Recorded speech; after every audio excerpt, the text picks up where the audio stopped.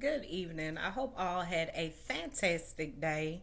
And I just decided to pop in briefly. And the reason why I decided to just pop in briefly is because just to cover a couple of things up that I heard my colleagues say. And once again, I will not be on consistently as much. So when people do say stuff, don't expect me to just, pop up and give my commentary, take, so on and so forth. But before I jump over to what my colleagues said, I want to go ahead and just give an idea to like some financial analysts, advisors. What in the world, if you deal with like the stock market and things like that, what do you suppose would be a great plan for this nation's economy going forward? Just looking at the numbers, just looking at, what things are for what they are. Like, I'm sure, like, you don't have the exact, like, you don't know because every day changes, whether it be Bussy and Dussy political wars, so on and so forth. We don't know, exactly what's going on. But what do you suppose at a time like this? I wish I knew the answers, even though I don't have anything invested. I mean, I'm just saying. But I'm just, like, what's going on? Okay. Um, or just the solution, or like what would you do if you could, straighten everything out, when it comes to, stocks, so on and so forth. I did see a report where it says that the former president Donald Trump was meeting with all the oil companies, trying to get them to support him for election, and in return he will promise them like a cut like no other, I guess a tax cut like no other, a deal like no other, so on and so forth. And as we know that you cannot absolutely do that, per the, what, how it's supposed to be did. Does it happen behind the scenes? Maybe it does, but as I always try to encourage people, it's like, um, uh, you if you do your thing, you just have to make sure not to ever be sloppy. I don't know who advises him to, be so openly about it. But anyways, I'm not even gonna go there because, like I said, I'm gonna stop. I don't even want to focus on that right now. I do want to go ahead and say, for my colleague. Let me start there. And before the Bussy and Dissy start flying, no, I did not put my little short piece together. I did not do it. No, I did not. It's so short. I'm not sure why I didn't put it together. It's just, it is what it is. I didn't put it together. However, I do most want to say, you know, um, to my colleague, back on you that follows trials. I know you said that, excuse me, I know you said that you felt like if, and I don't know his real name, but I know his entertainment name is Rich Homie Quan. You said if he testifies, it will, it may not turn out so good. And I looked at some reports, and well, it's almost like he was being painted as snitching, like he informed, like an informant. And I want to say, I looked at some other sources, and his statement that he gave to the officers was not in an informative matter. He was only saying that that's what he heard, so that's hearsay. And then like if he comes up and testifies, can't nobody can tell your story for you. I think it is recorded, what he said, and from the recording that the source had, it didn't indicate any type of informant. He said that that's what he heard, and in addition to that, he was very specific, according to the source, that him and his dad got in, that his dad got into it with his dad had an altercation with Brian Williams, and he did make that plain, or did say that, that he knew that for a fact. So that's not, you know, I don't feel like he informed that Mr. Jeffrey Williams had anything. He just said that's what he heard. Mr. Brian Williams is who he said his dad had an altercation with, and then that's what happened. All of a sudden, his dad ended up passing. If that's even true, this is what the source said. So I don't know. And if that's the case, I can't agree with you there. I don't think he just said what he heard at the end of the day. So we'll see what happens. But I know today for a fact, I did, after I said I wasn't going to zoom in, I did try to zoom on in to the courts. And, hun, I couldn't stay very long. I will most definitely say from the ports that I seen, the Bussy and Dussy was most definitely, flew through there. If those that were off was off, I know they're excited about it, but I know the jury was most definitely bored to death.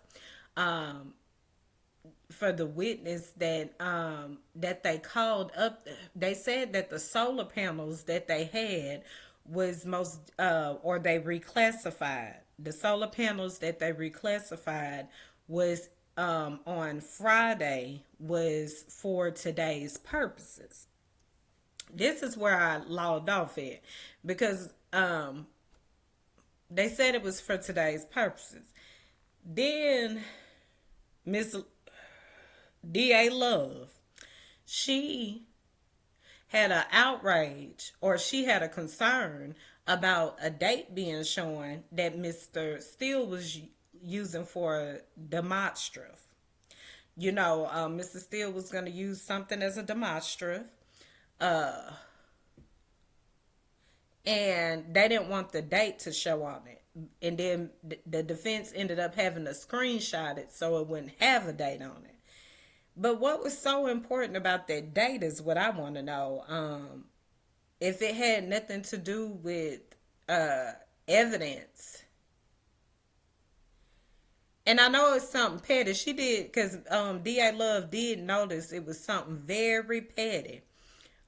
She said she admitted herself that it was petty. The reason for her objection over what Mr. Steele was going to originally post was petty. She admitted that. So in other words, I knew what I was doing. That's why I be talking about that Bussy and Dussy, baby. I don't care who it's on. If you knew it was, because I guess she felt like the defense had been being petty, just like them solar panels was being petty. If it's the same thing that's, in what the people are looking through, so on and so forth. That's why I encourage the defense to always look. It don't matter how many times you look and it match what is being said. It still can be Bussy and Dussy, and you don't want to give Bussy and Dussy a chance to, just stank out the whole place, so on and so forth. Now, and I was just sick of the whole, everything was a mess. That I got the view. I'm gonna go check out my colleague's recap and see what he had to say about some things. But I'm talking about that Bussy and Dussy was upset up and now. I mean, whew. It's like one of those. I seen something so funny on social media. It said chewing gum is not brushing your teeth. I said, "Ooh, that's so true. Chewing gum is not brushing your teeth. It's not. It's not." And many,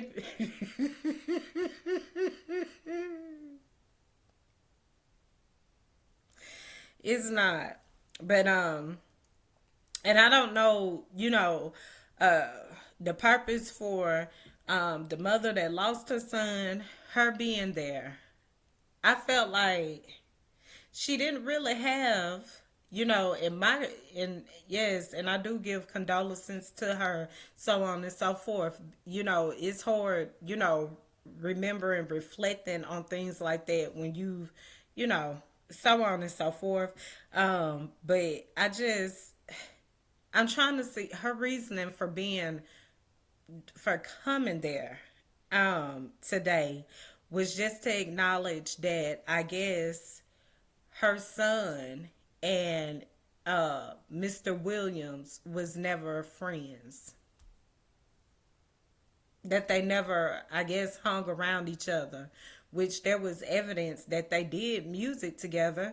They have more than one clip than a screen picture or whatever that Mr. Steele showed together. So, I Donovan Thomas. So, I mean, and people just heartless to go and with the disrespect to try to mess up people graves and stuff like that. Like that's sensitive stuff. But I love how who was it? Was it Mr. Short pointed out, who did you contact? What jurisdiction was that in that you contacted concerning the vandalization of your son?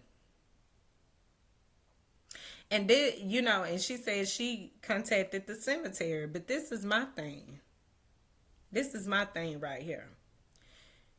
It proves whatever's going on in this case. It seems like someone was throwing a rock and hiding. They're the one that probably got offended because they wanted control over a situation or they had intentional hate for someone, and they probably called some things and called for some things to happen, and it inframed innocent people that had, maybe had already got in trouble, so on and so forth. That's kind of, my little outline I'm saying is, is someone that's very, trying to play two sides here. Not only are they in everything, but they're also intentionally, that's why I say I don't mess with Bussy and Dussy. Anything that hide under a lie, all that slick stuff, and then act like you playing, and you get offended and you can't really tell about what you got offended about. That type of stuff, and people that just want to be control over what you actually, create and do or got going on. I just there's a lot of Bussy and Dussy. To me, I don't fool with people like that, and I would just say whatever it is, it's a little deeper than their thrown together investigation, and why did. And I'm just curious to know why they overlooked all the things that you know, I don't know. I'm gonna say that. Like I said, I'll be catching recaps from now on because tomorrow they can have it, honey. Because today was just so long and draw. People lose focus when you don't have no point. And this trial been going on for almost going on 80 some days, and you telling stuff forward and then you go back. If you really had a legit case, it will go in order. That way it can make sense to where people stay tuned in. Even the detective that was up there today, or was he a lieutenant? I can't remember. But I do know he was even bored. He was like,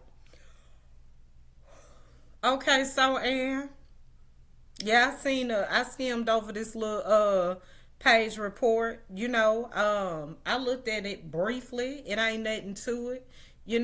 He looking like Ann. Me and all was looking like Ann.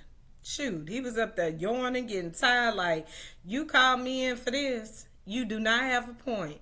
Bussy and Dussy. When the Bussy and Dussy flows, and it seems like there's nowhere to go.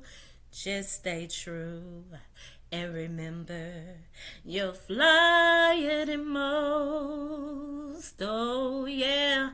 Bussy and Dussy, Dussy and Bussy, Bussy and Dussy, gotta go.